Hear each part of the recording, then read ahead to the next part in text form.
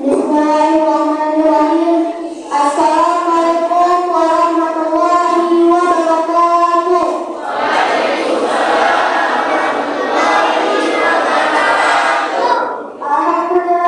Alhamdulillahirabbil alamin. Wassalatu wassalamu ala asrofil anbiya'i wal mursalin wa ala alihi wa sahbihi rasulillahi ajma'in. Allahumma shalli ala sayyidina Muhammad wa ala ali sayyidina Muhammad, amma ba'du. Puji dan syukur adalah kita panjatkan atas kehadiran Allah Subhanahu wa Ta'ala, yang mana pada malam hari ini kita diberi kesempatan dan kesehatan untuk berkumpul di mushola Al-Hidayah yang kita cintai ini dalam rangka berubiah kepada Allah Subhanahu wa Ta'ala. Salawat dan salam tak terpulang kita hadirkan kepada baginda besar Nabi Muhammad Sallallahu Alaihi Wasallam dalam mengucapkan Allahumma sholli ala sayyidina Muhammad wa ala ali sayyidina.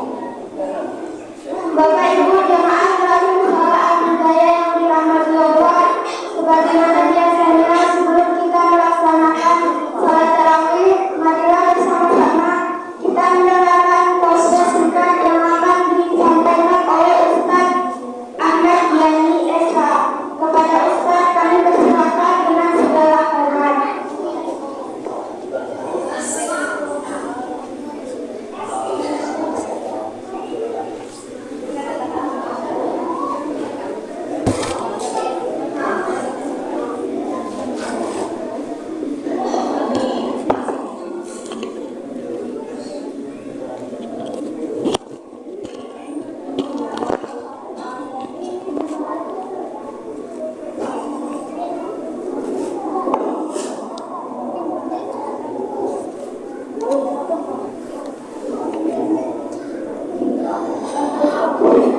Bismillahirrahmanirrahim. Assalamualaikum warahmatullahi wabarakatuh.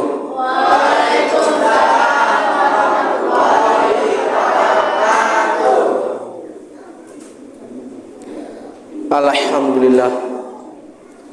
Alhamdulillahilladzi hadana lihada wa ma kunna linahtadiya laula an hadanallah. Ashhadu an la ilaha illallah wa ashhadu anna Muhammadan abduhu wa rasuluh. Allahumma salli wa sallim ala sayyidina Muhammad khairi khalqillahi wa ala alihi wa sahbihi wa man walahu.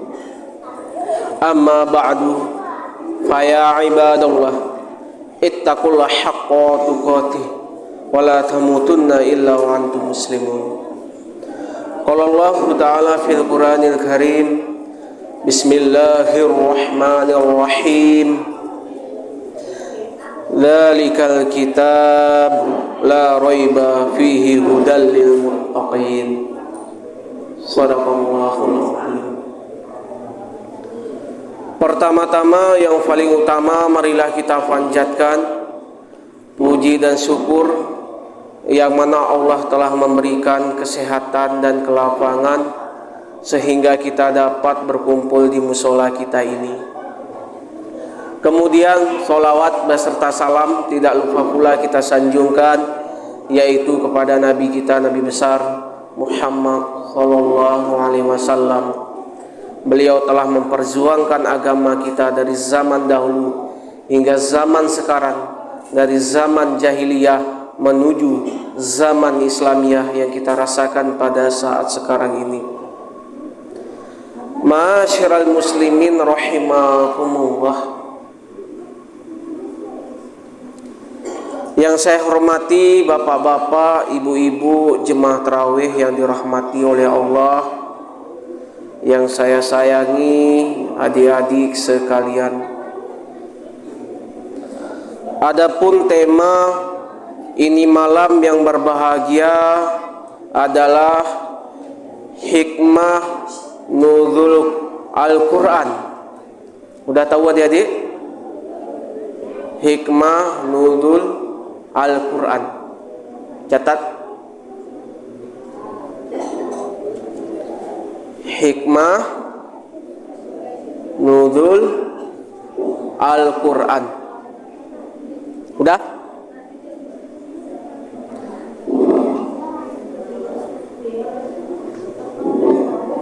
Udah siap?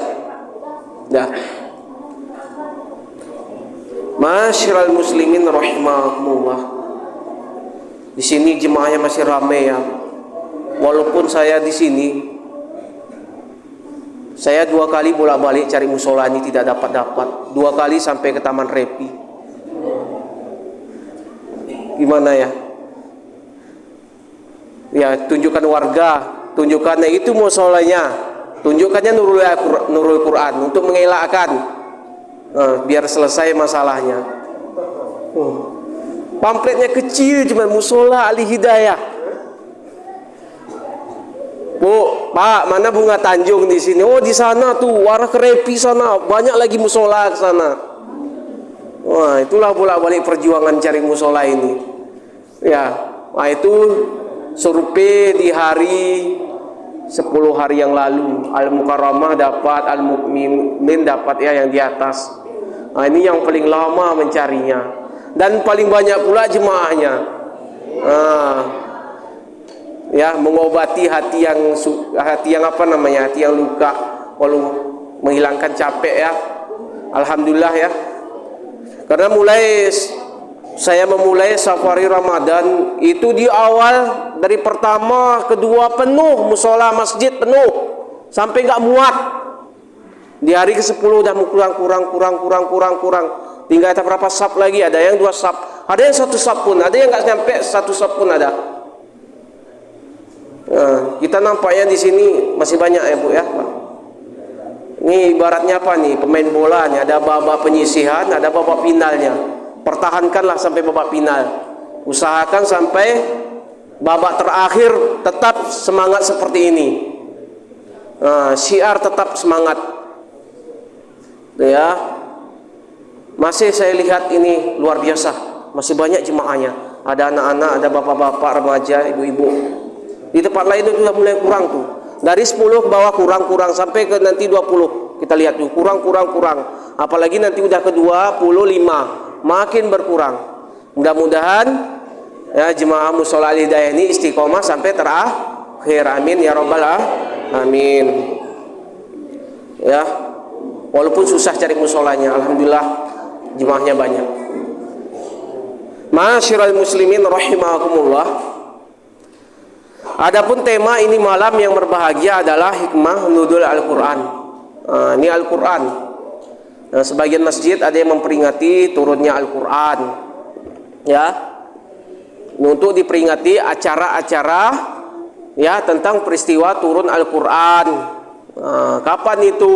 Kita memperingati peristiwa Islam itu selain apa? Isra Mi'raj, ada Maulid Nabi, ya itu kita momentum itu kita mengingatkan kembali bahwa turunnya Al-Quran begitulah tahun dulunya.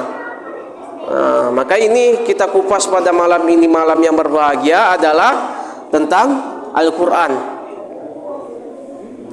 Secara bahasa, nuzul Al-Quran berasal dari kata nuzul, nadala yanzilu, berasal dari kata bahasa Arab, ya, turun. Jadi ketika waktu dulu turunnya Al-Quran, maka beransur-ansur pada dahulunya pernah, maka disatukanlah sekarang ini namanya mushafun, dari lembaran-lembaran. Lembaran ini menjadi mushafun, jadi Al-Quran.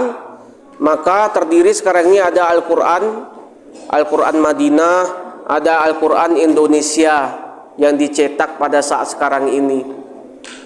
Itulah Al-Quran. Pada dahulunya sejarah Al-Quran ini ditulis di pelapa kurma, di kertas apa kasar ya, yang dahulunya ditulis di kayu-kayu, kemudian disatukan. Karena banyak yang gugur para sahabat dulu yang hafiz-hafiz Quran karena khawatir nanti Al-Quran ini hilang, maka disatukan, dibukukan ya menjadi kitab Al-Quran. Maka begitulah sejarahnya pada dahulu. Kemudian Al-Quran turun kepada Rasulullah SAW selama 22 hari, 2 bulan dan 2 tahun, dan Rasulullah berumur 40 tahun. Al-Quran terdiri dari 114 surat dan 6.236 ayat, 30 juz. Al-Quran dikumpulkan di masa Abu Bakar 634 Masehi. Nah, inilah sejarahnya Al-Quran ini. Ya. Jadi kemudian turun Al-Quran ini berurutun, ya, urutan-urutan, yaitu ada surat diturunkan, surat Al-Alaq pertama diturunkan. Kemudian surat Al-Qalam, kemudian surat Al-Muzammil, kemudian surat Al-Mudassir, kemudian surat Al-Fatihah, kemudian surat Al-Lahab, kemudian surat At-Takwir, kemudian surat Al-A'la, kemudian surat Al-Lail, kemudian surat Al-Fajr, dan seterusnya sampai ke bawah. Itu adalah surat-suratnya. Ini yang pertama kita sebutkan sampai yang apa? Yang permulaannya. Jadi pedoman kita adalah Al-Quran. Sumber hukum Islam kita adalah Al-Quran. Kitab suci kita adalah Al-Quran. Mukjizat dan kelebihan Al-Quran dari dahulu hingga sampai zaman sekarang tidak berubah-ubah, tidak ada perombakan, tidak ada revisi, sampai sekarang ini masih utuh. Itulah kitab suci Al-Quran. Sedangkan kitab-kitab lain udah direvisi, baik kitab-kitab yang orang, dan kita masih utuh sampai sekarang ini Al-Quran. Dari dahulunya sampai zaman sekarang masih tetap tulisannya seperti itu, kalimatnya seperti itu, tidak ada perombakan.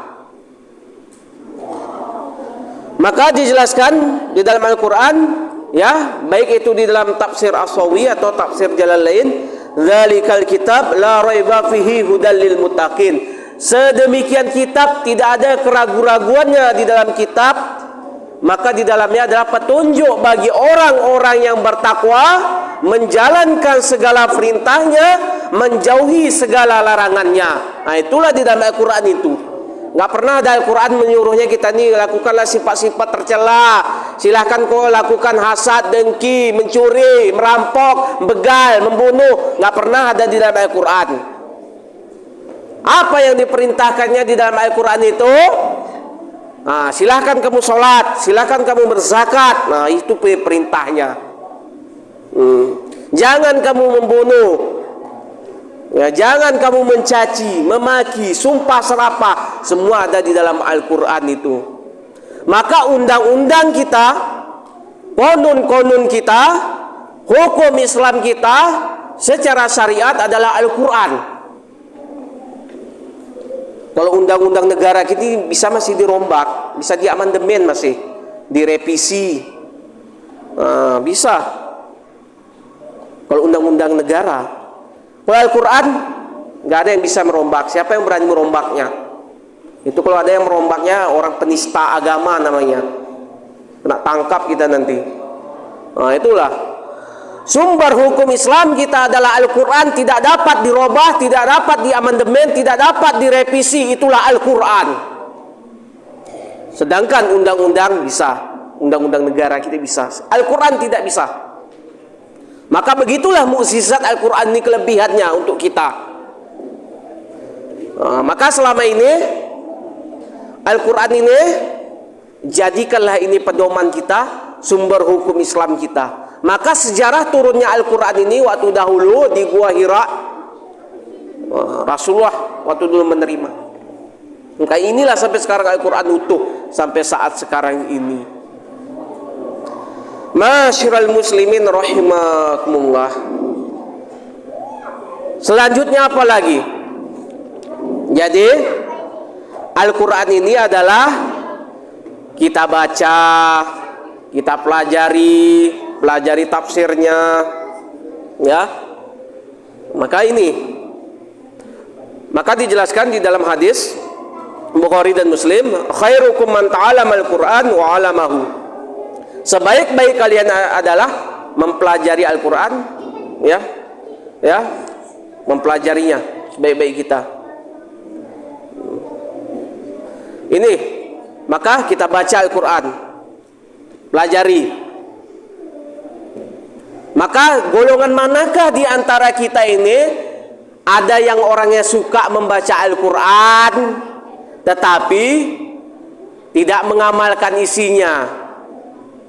Ada orang yang mengamalkan isinya tetapi tidak mau membaca Al-Quran. Ada yang membaca Al-Quran, ya, mengamalkan isinya. Ada yang sama sekali tidak pernah.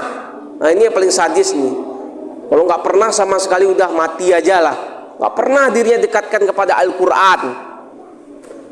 Padahal itu adalah sumber hukum Islam kita, rujukan kita Al-Quran. Maka dijelaskan di dalam hadis Bukhari dan Muslim, Rasulullah mengatakan orang mukmin yang membaca Al-Quran dan mengamalkan isinya bagaikan buah jeruk. Buah jeruk, Dedek, tahu buah jeruk? Apa buah jeruk? Kenal buah jeruk? Gimana modelnya? Nah, buah jeruk rasanya manis, baunya harum. Nah, itulah buah jeruk. Inilah orang-orang yang tergolong membaca Al-Quran. Nah, dia baca Al-Quran, dia amalkan isinya, ibaratkan buah jeruk, rasanya manis dan baunya harum. Itu buah jeruk. Sedangkan orang mukmin tidak mau membaca Al-Quran tetapi mengamalkan isinya bagaikan buah kurma. Tahu buah kurma? Tahu ya. Buah kurma baunya tidak ada, nggak ada harumnya pun, tetapi rasanya manis, ya. Nah, itu buah kurma. Maka ibaratkan seperti itulah kita, tapi tidak pernah baca Al-Quran, tapi mengamalkan isinya. Baunya tidak dapat, bau harumnya, hanya manisnya saja. Begitu ya orang-orang yang membaca Al-Quran. Kemudian adapun perumpamaan orang yang munafik membaca Al-Quran adalah ibaratkan minyak wangi. Orang munafik ini, dia mengamalkan Al-Quran ini, orang-orang munafik ibaratkan parfum. Parfum baunya harum tapi rasanya pahit. Nah, itu parfum, itu orang-orang munafik yang mengamalkan Al-Quran. Sedangkan orang yang sama sekali tidak mau membaca Al-Quran, tidak mau mengamal isinya, nah itu adalah ibaratkan buah kamarogan. Udah rasanya pahit dan baunya busuk lagi. Hadis riwayat Bukhari dan Muslim. Dan di manakah di antara ini kita? Evaluasi dalam diri kita, koreksi dalam diri kita, di mana kita di antara ini? Adakah rajin baca Al-Quran, mengamalkan isinya? Ada yang tidak pernah mengamalkan isinya, baca Al-Quran. Ada yang baca Al-Quran tidak mengamalkan isinya. Ada yang seperti orang munafik tadi, ada sama sekali tidak pernah. Di mana golongan di antara ini kita? Tentu koreksi dalam diri kita. Ma'asyiral muslimin rahimakumullah.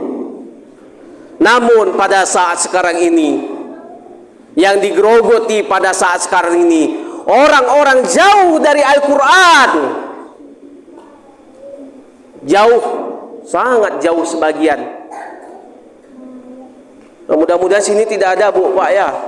Di tempat lain tuh ya, ketika dia waktu baca Al-Quran, mungkin waktu tadarus saja. Mungkin kalau nggak tadarus pun nggak pernah. Apalagi sebagian tak pernah mungkin sama sekali. Mungkin wafat dulu orang tuanya, baru dia baca Al-Quran, baru buka surat Yasin. Kalau belum wafat orang tuanya Quran nggak pernah dibaca. Al-Quran ditutup, disimpan dalam lemari. Kapan dibaca? Wafat dulu keluarganya, baru baca Al-Quran. Ada, mudah-mudahan cinta ada, Bu. Jadi tetap amalkan Al-Quran ini, karena ini adalah sebagai sumber hukum Islam kita. Namun yang digerogoti hal-hal yang lain dalam hidup kita ini adalah orang-orang yang jauh dari Al-Quran. Karena apa? banyak sekarang ini media-media untuk menyimpangkan dirinya jauh dari Al-Quran. Lebih banyak waktunya membaca koran daripada Al-Quran. Lebih banyak waktunya main handphone daripada Al-Quran. Betul tidak? Mudah-mudahan ini tidak ada di sini. Penyakit yang merajalela pada saat sekarang ini, buka handphone, sikit handphone, tidak pernah luangkannya baca Al-Quran. Sebelum tidur buka handphone, setelah bangun tidur buka handphone, sebelum sholat buka handphone, setelah sholat buka handphone, sebelum makan buka lagi handphone, setelah makan buka handphone, sebelum bekerja buka handphone, setelah bekerja buka handphone lagi. Al-Quran tidak pernah dia buka. Inilah penyakit pada saat sekarang ini, digerogoti pemuda-pemudi pada saat sekarang ini, baik itu kaum bapak juga pada saat sekarang ini, diserang melalui gadget, game online, judi online pada saat sekarang ini, TikTok, macam orang kesurupan. Betul tidak? Nah, ini orang-orang yang jauh dari Al-Quran. Ya, lebih banyak waktunya main apa lagi? Line, Facebook, WhatsApp, Twitter, sanggup berjam-jam, sementara tidak pernah luangkan waktunya membaca Al-Quran. Nah, itulah pada saat sekarang ini yang merajalela. Namun kita tetap istiqomah membaca Al-Quran. Hilangkan judi online. Ini yang paling marak pada saat sekarang ini. Puasa dia lakukan, iya. Judi online, iya. Terima nggak amal ibadah kita ini? Air dan minyak satukanlah. Kapanpun tidak akan bersatu. Kita persatukan antara hak dan batil, nggak akan bersatu. Minyak dan air. Puasa, judi, kerjakan. Ya, yang ini ya digerogoti banyak pada saat sekarang ini, yaitu judi online. Hancurnya rumah tangga, hancurnya perekonomian gara-gara judi online. Maka solusinya apa? Ibu-ibu, bapak-bapak, selamatkan anak bangsa kita, anak negeri kita ini adalah masukkanlah ke lembaga pendidikan Islam, ke TKIT, SDIT, MI, pondok pesantren, baik itu pondok pesantren modern, pondok pesantren tahfiz, pondok pesantren klasik, pondok pesantren tradisional, pondok pesantren apa lagi, terpadu. Selamatkan mereka itu supaya jauh dari judi-judi online, dekat mereka kepada Al-Quran, mengamalkan Al-Quran, membaca Al-Quran, mempelajari Al-Quran, mendalami ilmu tafsir Al-Quran. Maka itulah solusi kunci. Masuklah ke lembaga pendidikan pondok pesantren supaya selamat generasi bangsa kita ini. Baik dan buruknya mereka ini adalah di tangan mereka semua. Kalau buruk generasi sekarang ini, orang-orang yang hancur, orang-orang yang pejudi online, maka jadilah pemimpin-pemimpin akan sekarang ini orang-orang yang pejudi online, anak negeri kita ini. Kalau baik anak negeri kita saat sekarang ini, orang-orang yang hafiz Quran, orang yang paham Al-Quran, orang yang mengamalkan Al-Quran, paham tafsir, maka menjadi pemimpin-pemimpin akan datang yang paham dengan Al-Quran, paham hukum-hukum Islam. Orang-orang yang hafiz-hafiz Quran yang ke depan. Inilah calon-calon anak negeri kita ini. Kalau sudah diracuni dengan media-media sesat, ya, maka hancurlah generasi saat sekarang ini. Maka gunakanlah kesempatan ini, waktu kita ini, mari kita tempa anak kita, sumber daya mereka di bidang keagamaan mereka, yaitu dekatkan mereka kepada Al-Quran supaya jauh dari narkoba, jauh dari liberal, aliran-aliran sesat. Kuncinya apa? Dekatkanlah mereka kepada Al-Quran supaya berguna bagi masyarakat, bangsa dan negara. Masyiral muslimin rahimakumullah. Adapun intisari dari ceramah agama ini adalah yang mana Al-Quran yang dahulunya ditulis lembar-lembaran kemudian disatukan menjadi mushafun, ya, yaitu Al-Quran pada saat sekarang ini. Kemudian inilah sebagai rujukan kita. Selamatkan anak negeri kita ini, dekatkanlah mereka kepada Al-Quran, menjadi orang-orang yang hafiz-hafiz Al-Quran, mempelajari Al-Quran dan lain sebagainya. Mungkin sampai di sini saja.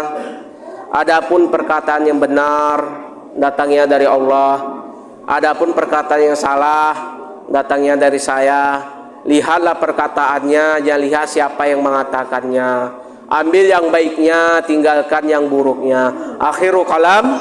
Wassalamualaikum warahmatullahi wabarakatuh.